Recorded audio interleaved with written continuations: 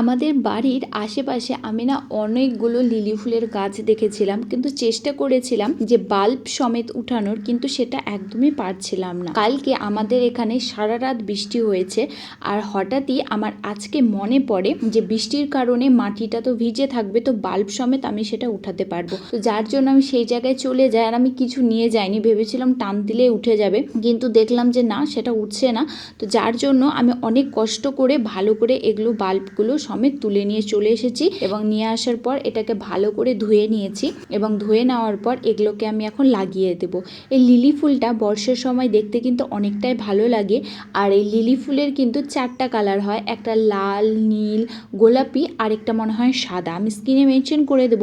এটা যেটা দেখছো এটা হচ্ছে গোলাপি কালার, আর এটা দেখতে এত সুন্দর লাগে না। এখন আমি যেগুলো আমার ওয়েস্ট, যেগুলো আমার লাগবে না, সেগুলোতে এই লিলি ফুলের চারাগুলো লাগিয়ে দেব।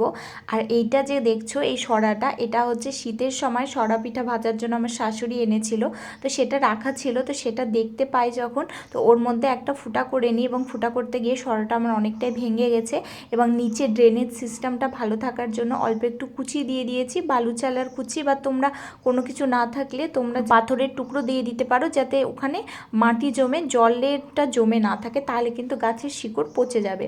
তো তার উপরে মাটি দিয়ে এই লিলি ফুলটা ভালো করে আমি লাগিয়ে দেব। আর যেটা প্লাস্টিকের ঢোপ ছিল না, সেটা ছাদেই রাখা ছিল, বৃষ্টি, রোদ, জল সমস্ত কিছু পেয়ে পেয়ে সেটা নষ্ট হয়ে গেছে, তো উঠাতে গিয়ে ভেঙে গেল।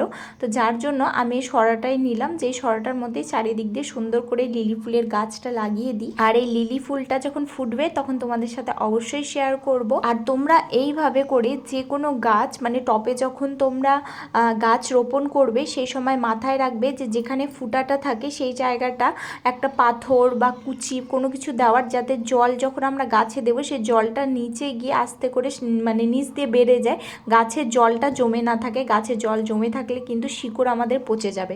তারপরে ভালো করে রোপণ করে নিয়েছি, রোপণ করে নেওয়ার পর জল দিয়ে দিলাম। আর এর সাথে সাথে দেখো আমি 3টা দোপাটি ফুলের গাছও লাগিয়েছি এই বড় টবটাতে। আর এগুলো হচ্ছে নয়নতারা ফুলের গাছ, আর এই নয়নতারা ফুলগুলো কিন্তু খুবই সুন্দর দেখতে। তো আজকের মতো এইটুকুই, আবার দেখা হবে অন্য কোনো ভিডিওতে। ততক্ষণ ভালো থাকো এবং সুস্থ থাকো। ভিডিওটা কেমন লাগলো কমেন্টে জানাও।